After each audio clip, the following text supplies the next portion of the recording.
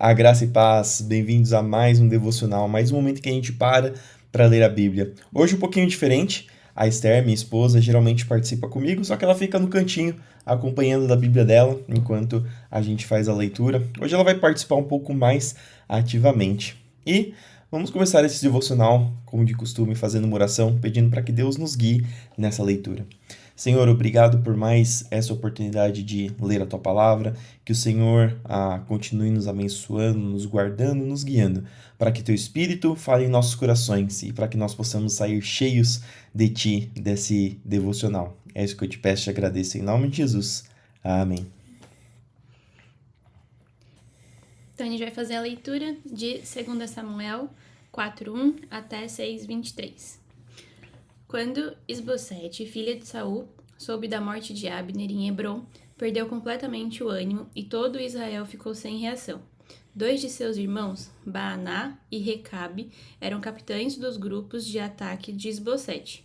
Eram filhos de Rimon, membro da tribo de Benjamim, que vivia em Beerote.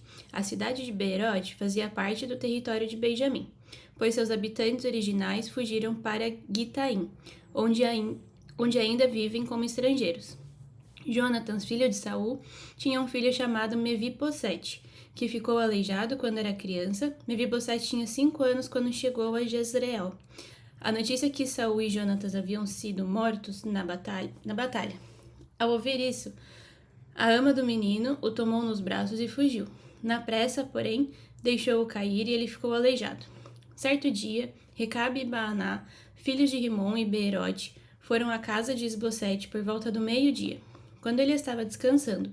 A mulher que ficava à porta estava peneirando trigo, mas ficou sonolenta e cochilou. Então Recabe e Baaná passaram por ela sem serem notados, e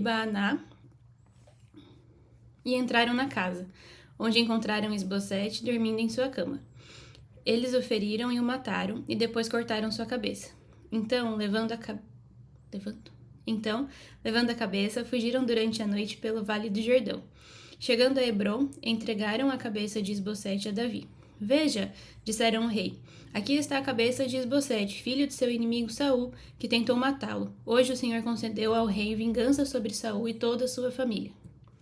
Davi, porém, disse a Recabe e Baaná, filhos de Rimon e Beerote, o Senhor, que tem me livrado de todos os meus sofrimentos, é minha testemunha. Quando alguém me informou que Saul estava morto, pensando que trazia uma boa notícia, eu agarrei e o matei em Ziclag. Foi essa a recompensa que recebeu pela notícia. Quanto mais devo recompensar os perversos que mataram um homem inocente em sua própria casa e em sua própria cama, não devo responsabilizá-los pela morte dele e eliminá-los da face da terra? Então Davi ordenou a seus soldados que o matassem, e assim eles fizeram. Cortaram as mãos e os pés deles e penduraram os corpos junto à represa em Hebrom. Depois pegaram a cabeça de Isbosete e a sepultaram no túmulo de Abner em Hebrom. Então todas as tribos de Israel vieram a Hebrom para encontrar-se com Davi. Somos do mesmo povo e raça, disseram. No passado, quando Saul era nosso rei, era você que liderava o exército de Israel. E o Senhor lhe disse, você será o pastor do meu povo Israel, será o líder de Israel. Então, ali em Hebrom, o rei Davi fez um acordo diante do Senhor com todas as autoridades de Israel, e elas o ungiram rei de Israel. Davi tinha 30 anos quando começou a reinar, e ao todo reinou por 40 anos. Havia reinado sobre Judá 7 anos e 6 meses, e em Jerusalém reinou sobre todo Israel e Judá por 33 anos. Só um comentário aqui sobre o que a gente acabou de ler. Novamente, a gente vê que Davi não estava tão preocupado com briga de poder, porque ele poderia se alegrar com a morte de Isbosete, porque eles estavam confrontando. Davi estava liderando o reino de Judá, Isbosete estava liderando o reino de Israel. Mas, pelo contrário, quando Davi soube que os homens haviam matado uma pessoa inocente, por mais que essa pessoa fosse talvez o seu inimigo mais visível, por mais que o povo gostasse de Davi e quisesse que Davi assumisse o governo, ainda assim Davi andava por justiça. Davi ele continuava sendo justo e aplicava a justiça, mesmo que isso fosse contra o que ele queria. Então o rei partiu com seus soldados para Jerusalém, a fim de lutar contra os jebuseus, que viviam naquele lugar. Os jebuseus zombavam de Davi. Você jamais entrará aqui. Até os cegos e aleijados são capazes de impedi-lo. Diziam isso porque imaginavam estar seguros. Mas Davi tomou a fortaleza de Sião, que hoje é chamada Cidade de Davi. No dia do ataque, Davi disse a seus soldados: Odeio esses jebuseus, cegos e aleijados. Quem os atacar deve entrar na cidade pelo túnel de água. Essa é a origem do ditado: os cegos e os aleijados não entrarão na casa. Então Davi foi morar na fortaleza de Sião e a chamou de Cidade de Davi. Ampliou a cidade desde o aterro até a parte interna. Davi foi se tornando cada vez mais poderoso, pois o Senhor, Deus dos exércitos, estava com ele. Hirão, rei de Tiro, enviou a Davi mensageiros com madeira de cedro, carpinteiros e pedreiros, que construíram um palácio para Davi. E Davi compreendeu que o Senhor o havia confirmado como rei sobre Israel e exaltado seu reino por causa de seu povo Israel. Depois de mudar-se de Hebrom para Jerusalém, Davi tomou mais concubinas e esposas e teve mais filhos e filhas. Estes são os nomes dos filhos de Davi que nasceram em Jerusalém: Samua, Sobabe, Natã, Salomão, Ibar, Elisua, Nefeg, Jáfia, Elisama, Eliada e Elifelete. Só um detalhe interessante aqui é que a gente vê o filho Salomão, que é o próximo rei de Israel, mas essa história aqui de Salomão vai ser contada bem mais para frente. Então a gente vê aqui na literatura de Samuel, em que ele às vezes faz um resumo, então ele conta o que vai acontecer, assim como ele disse no começo, quando a gente leu sobre Saul, ele falou bem no começo, quando Saul começou a reinar, que Saul havia reinado 42 anos. Aqui ele também falou que Davi reinou há muitos anos antes mesmo de contar toda a história. Ele não conta a história de maneira linear. Então aqui Salomão ele está citando, mas mais para frente ele vai contar mais detalhadamente como que Salomão nasce e quais são as circunstâncias. Quando os filisteus souberam que Davi tinha sido ungido rei de Israel, mobilizaram suas tropas para capturá-lo. Davi, porém, foi informado disso e desceu para a fortaleza. Os filisteus chegaram e se espalharam pelo vale de Refaim. Então Davi perguntou ao Senhor: Devo sair e lutar contra os filisteus? Tu os entregarás em minhas mãos? O Senhor respondeu a Davi: Sim, vá, pois eu certamente os entregarei em suas mãos. Aqui a gente vê novamente Davi constantemente pedindo a direção do Senhor no que ele fazia. Então Davi foi a Baal-Perazim e ali derrotou os filisteus e exclamou: O Senhor irrompeu no meio dos meus inimigos como uma violenta inundação. Por isso chamou aquele lugar de Baal-Perazim. Davi e seus homens levaram os ídolos que os filisteus haviam abandonado ali. Pouco tempo depois, os filisteus voltaram a se espalhar pelo vale de Refaim. Mais uma vez, Davi consultou o Senhor. Não os ataque pela frente, respondeu o Senhor. Em vez disso, dê a volta por trás deles e ataque-os perto dos álamos. Quando ouvir um som como os pés marchando por cima dos álamos, ataque. É o sinal de que o Senhor vai à sua frente para derrotar o exército dos filisteus. Davi fez como o Senhor ordenou e derrotou os filisteus por todo o caminho, desde Gibeon até Gezer. Davi reuniu novamente todos os melhores guerreiros de Israel, 30.000 ao todo. Partiu com eles para Baalá, de Judá, a fim de buscar a arca de Deus, junto à qual era invocado o nome do Senhor dos Exércitos, que está entronizado entre os querubins. Puseram a arca de Deus num carro novo e a levaram da casa de Abinadab, que ficava no monte. Saindo da casa, Uzá e Aiô, filhos de Abinadab, a carroça nova que transportava a arca de Deus. Aiô estava à frente da arca. Davi e todo o povo de Israel celebravam diante do Senhor entoando cânticos e tocando todo tipo de instrumento musical: liras, harpas, tamborins, chocalhos e símbolos. Quando chegaram à eira de Nacon, os bois tropeçaram e Uzá estendeu a mão e segurou a arca. A ira do Senhor se acendeu contra Uzá e Deus o feriu por causa disso. E ali ele morreu, ao lado da arca de Deus. Davi ficou indignado porque a ira do Senhor irrompeu contra Uzá e chamou aquele lugar de Pérez Uzá, como é conhecido até hoje. Aqui a gente tem uma história que às vezes as pessoas acabam não entendendo muito bem ou tendo dúvidas. E aqui a gente revela uma característica do Senhor. O Senhor é constante, justo e cumpre aquilo que ele promete, seja para algo que nós consideramos bem, seja para algo que nós consideramos mal. Aqui, o Senhor, quando ele falou sobre a arca, ele, ele falou que apenas os levitas poderiam tocar na arca. Ele deu regras explícitas sobre como ela deveria ser manejada e quem poderia tocar. A arca era aquilo que representava a presença de Deus, aquilo que era mais sagrado. E a gente pensa, ué, mas Uzá estendeu a mão e segurou a arca para talvez não deixar ela cair.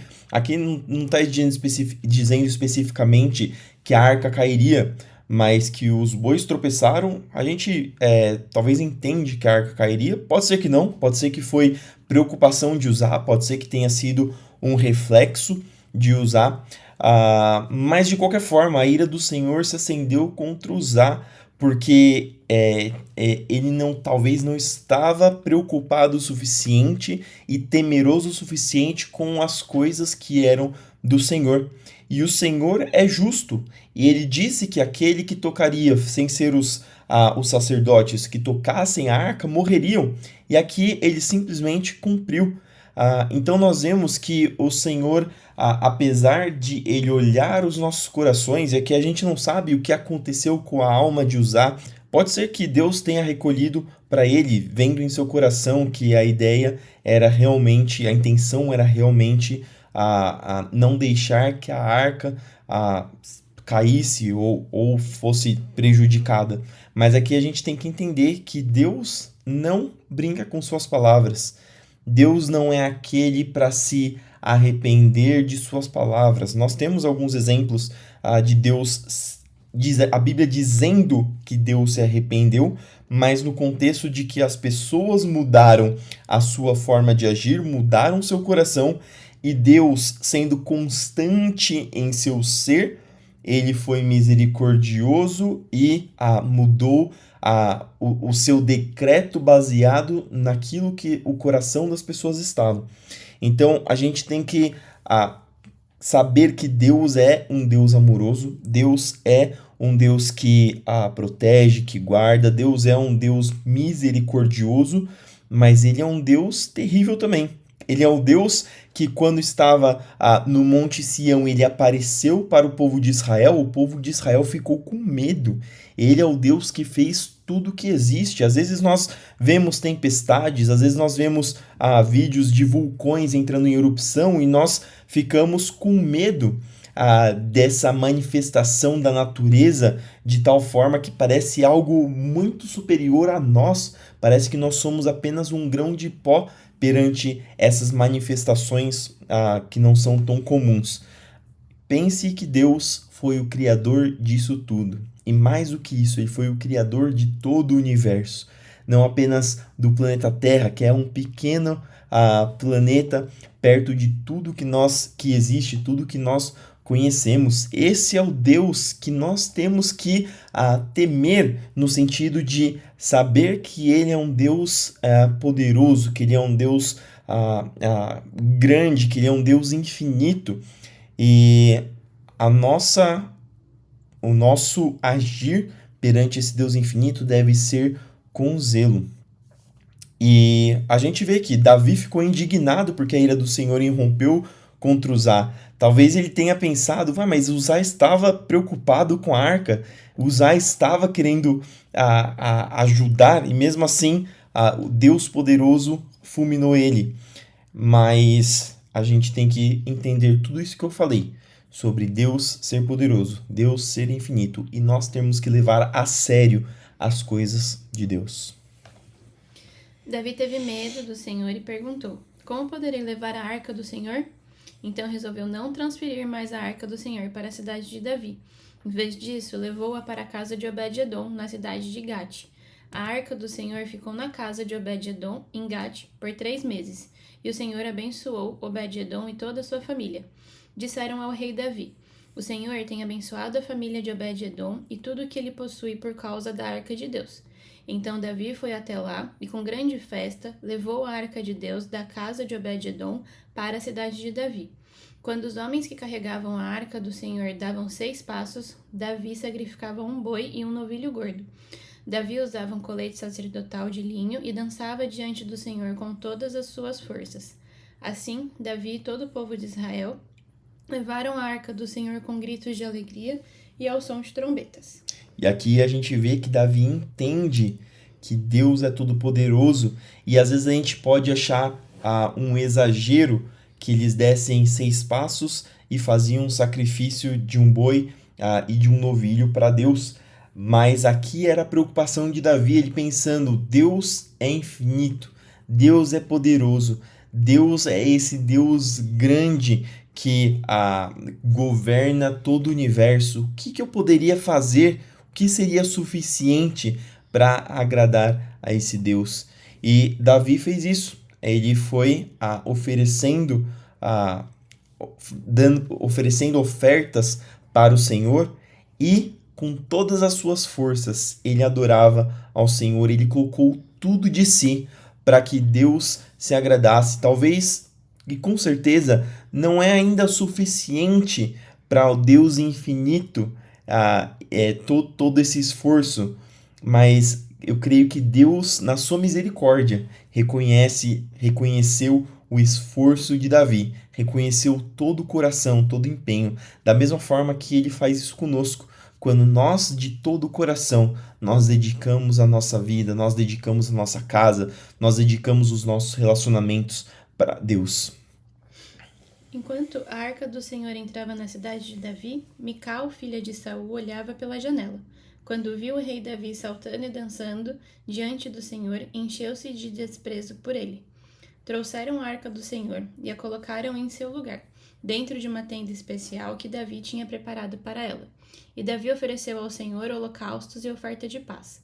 Depois que terminou de oferecer os sacrifícios, abençoou o povo em nome do Senhor dos Exércitos. Para cada homem e mulher israelita na multidão, ele deu um pão, um bolo de tâmaras e um bolo de passas. Então todos voltaram para casa. Quando Davi voltou para casa a fim de abençoar sua família, Mical, filha de Saul, saiu ao encontro dele e disse: Como o rei de Israel se mostrou digno de honra hoje, exibindo-se sem qualquer vergonha diante das servas, como um homem vulgar.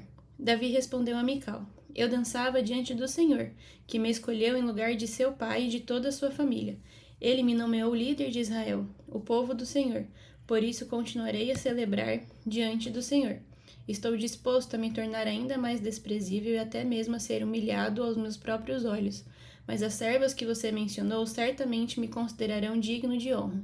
E Mical, filha de Saul, não teve filhos até o final de sua vida. Aqui só um detalhe importante, aqui quando ela diz que Davi se comportou de modo vulgar, isso não significa que ele se comportou, se ele vestiu de maneira inadequada ou de maneira, talvez, como nós às vezes utilizamos hoje, de maneira sensual. Mas ele estava utilizando uma roupa que não era de rei. Ele estava utilizando uma roupa, o colete sacerdotal, ele estava utilizando roupas que não eram o rei que normalmente utilizava. Geralmente o rei se vestia com pompa, se vestia de uma roupa diferenciada.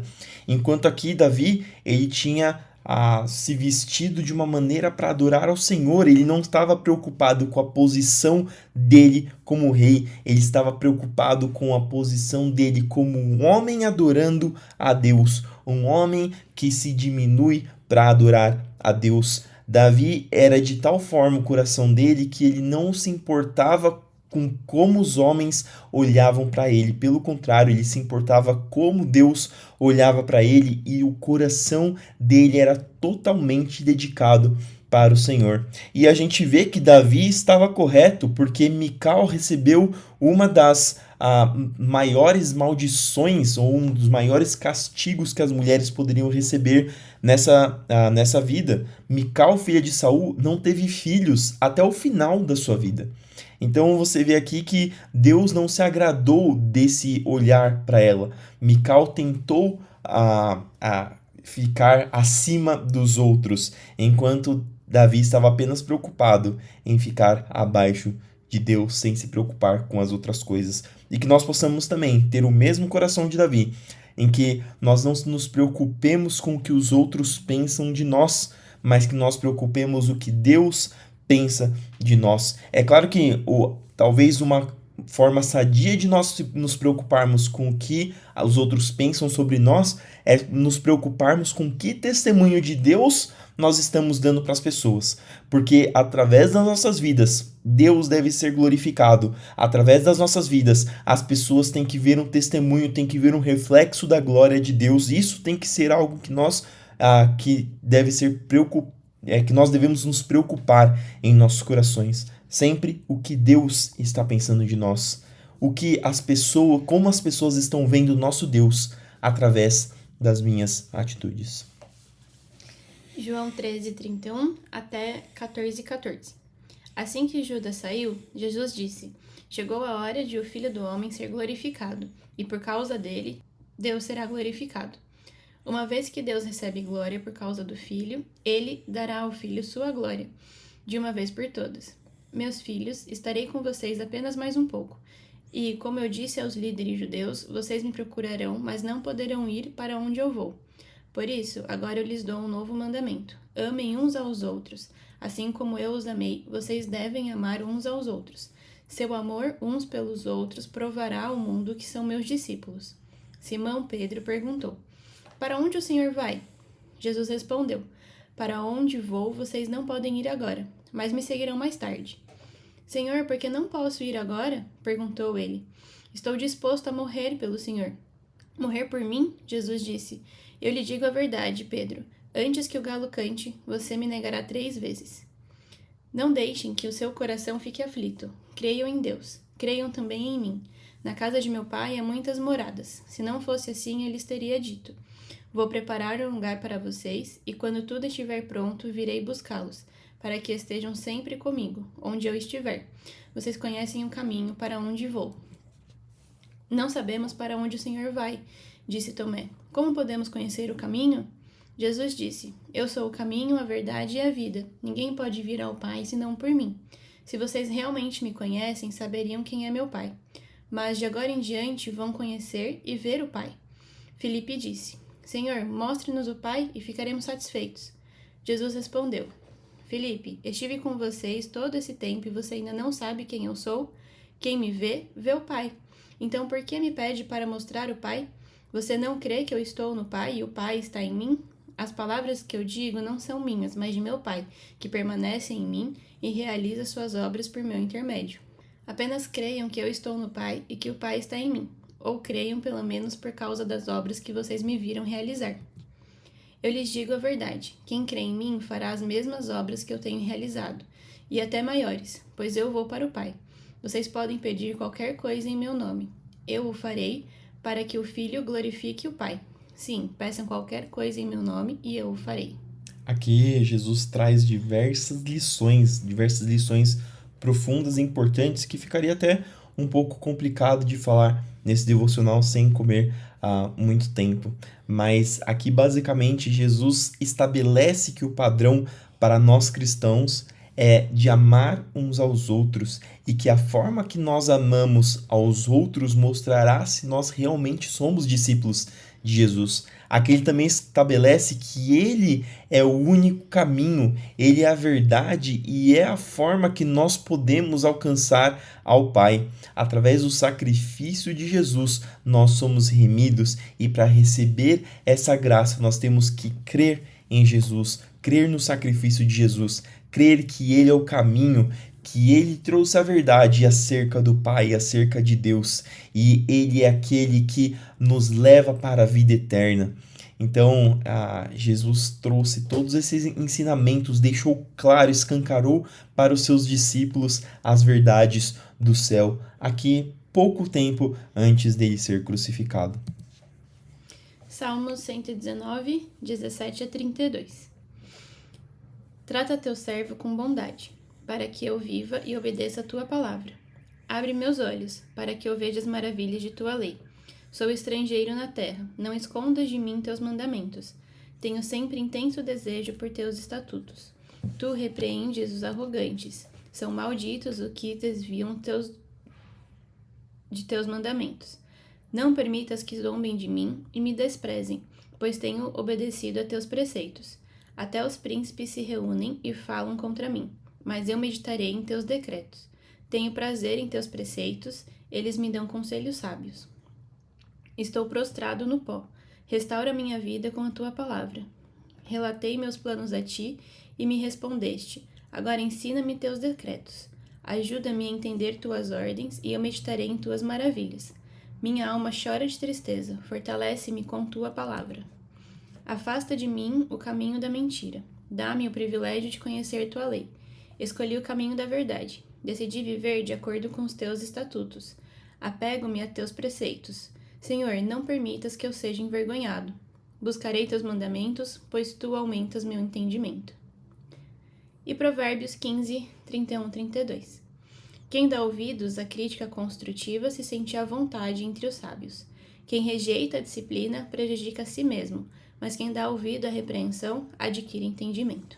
Novamente, ele falando que aquele que adquire entendimento, aquele que progride, é aquele que dá ouvidos àquilo que as pessoas têm a dizer de si mesmo. Quem dá ouvidos à repreensão. E às vezes as pessoas acham que repreensão é sempre ruim, mas uma repreensão com amor, uma repreensão que gera uma crítica construtiva sobre as nossas vidas, pode nos ensinar muito mais do que os nossos acertos. E essas foram as palavras que nós tínhamos para hoje. Espero que elas entrem no seu coração, que você possa ser edificado. Vamos fazer uma oração para terminar esse período. Senhor, obrigado por mais essa oportunidade de ler a Tua Palavra. Obrigado porque o Senhor estava conosco, o Senhor está conosco e o Senhor continuará conosco. Eu te peço para que o Senhor sempre nos guie conforme a Tua vontade, conforme o Teu querer. Que o Senhor nos ensine a amar, que o Senhor nos ensine a buscar a Tua verdade, para que nós possamos receber a vida, assim como Seu Filho disse quando Ele esteve conosco na terra. Senhor, abençoa o nosso dia para que nós possamos te louvar e te engrandecer no dia do Senhor, para que nós possamos ir à tua casa, te engrandecer, para que nós possamos receber mais de ti a cada dia, para que nós possamos poder te louvar e te engrandecer de todo o nosso coração, assim como Davi, que dançou com todas as suas forças, entendendo que o Senhor era o Rei de todo o universo.